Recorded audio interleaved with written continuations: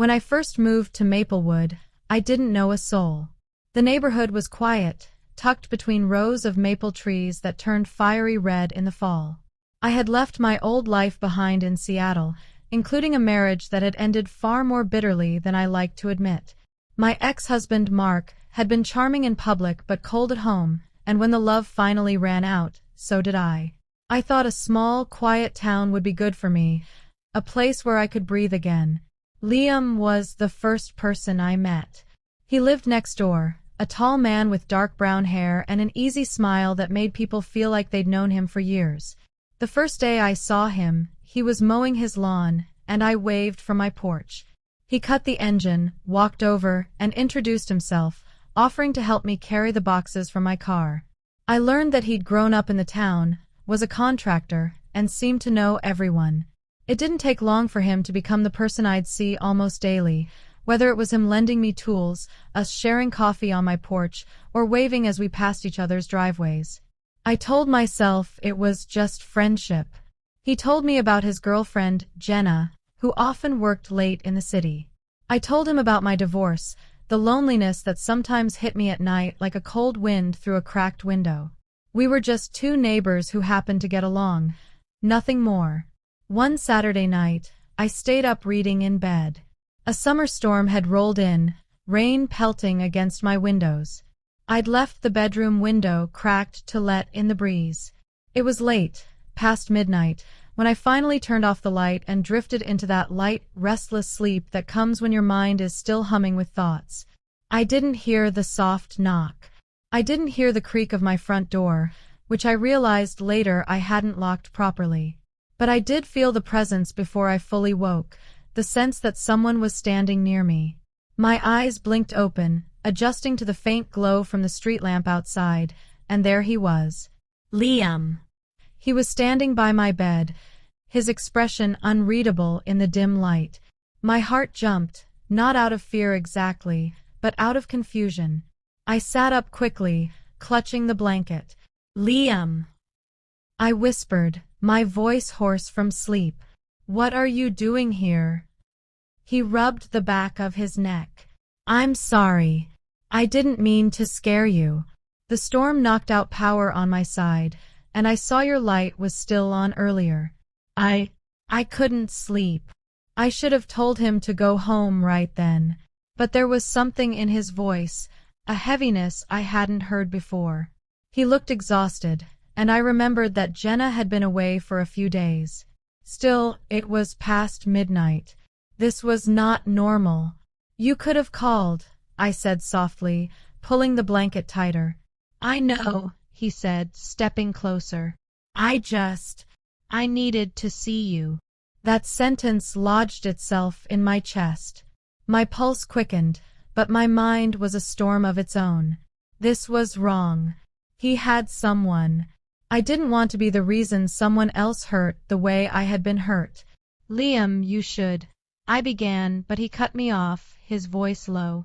I can't stop thinking about you, Harper. The sound of my name on his lips in that tone made my breath hitch. The rain outside seemed to grow louder, the room smaller. I told myself to get up, to walk him to the door, but I didn't move. Maybe it was the loneliness.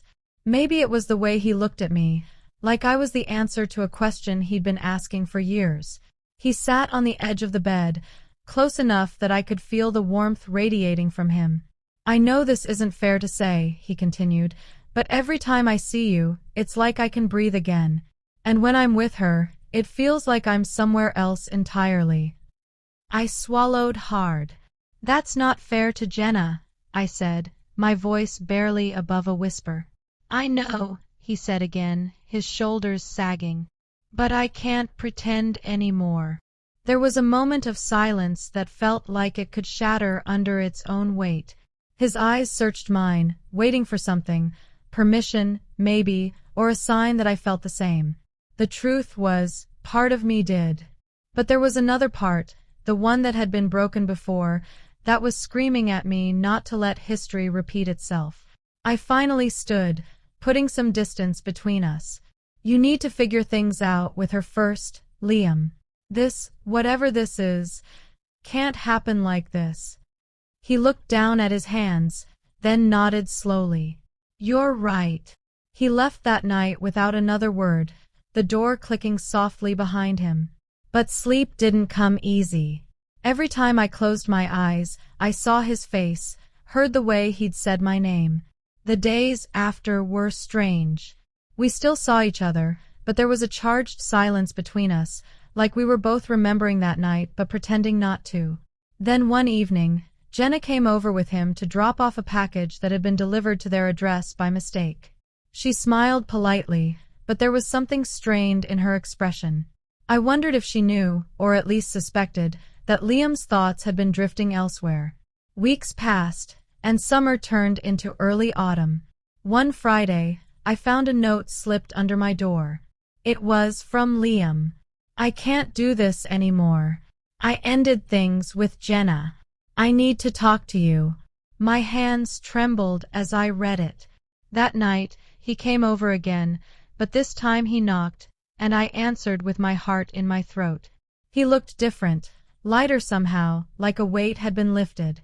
I told her everything, he said as soon as he stepped inside. Not about that night exactly, but about how I'd been feeling.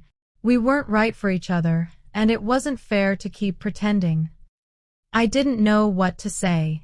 Part of me was relieved. Another part was terrified. So what now? I asked quietly. He stepped closer, but not too close. Now, I want to take you to dinner. I want to do this the right way. And that's how it started. Not with a rush of reckless passion in the middle of the night, but with long conversations, dinners on the porch, and slow walks through the neighborhood. He didn't come to my room again without asking. We built something carefully, knowing how easily things can fall apart when they start in the wrong place. Still, every time it rained at night, I remembered that first time, the sound of his voice in the dark, the storm outside, and the moment I realized my quiet little life in Maplewood would never be the same.